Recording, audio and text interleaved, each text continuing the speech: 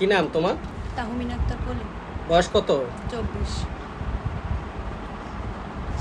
তোমার কি সমস্যা ছিল বলো তো?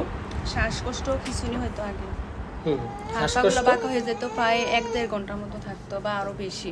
হুম, এখন আর আল্লাহর রহমতে তো এমন একটা এরকম হয় না, শ্বাসকষ্টটাও নাই, ঠান্ডা কাশিও নেই এখন বেশি। শ্বাসকষ্ট কেমন ছিল? একদম ভয়ানক, মানে ধুম চলে যাবে এমন অবস্থা ছিল। তারপর এখন কখন কখন হতো? সকালবেলা মানে 7টা থেকে 8টা 9টা পর্যন্ত এরকম হতো। হুম, আবার এই মাগরিবের পরে সন্ধ্যা থেকে আবার 6টা থেকে এরকম 7টা 7টা। কেমন শ্বাসকষ্ট হইতো একটু বিবরণ দাও। প্রচুর, মানে হঠাৎ কাশি থেকে, মানে হঠাৎ শুরু হইয়া, ঠান্ডা থেকে শুরু হইয়া, তারপর শ্বাসটা বড় হয়ে যেত, শুইলে আরো বেশি হয়। হুম, এরপর হঠাৎ শ্বাসের সাথে সাথে নিঃশ্বাস বন্ধ হয়ে যায়, হাত পা গুলা বাঁকা হয়ে যায়, হুম। হাত পা গুলা বাঁকা হয়ে যায়, জিমজিমা পুরা মাথা সহ জিমজিম করতো, মানে দাঁত মুখ একদম খিচ্ছে আসতো।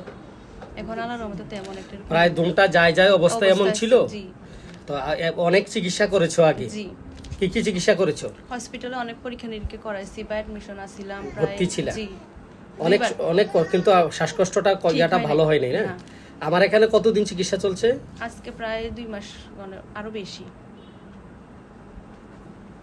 অর্ণব, ইয়াটা হলো তো, তোমার নাম্বার কত? 55-69। 55-69 হলো তো। তো তুমি এখন কি শ্বাসকষ্টটা মাথায় কাশি, ঠান্ডা কাশিটা এখন সম্পূর্ণ এগুলো ভালো? নাই। একেবারে ভালো? জি, এখন এগুলো নাই। তো অসংখ্য ধন্যবাদ।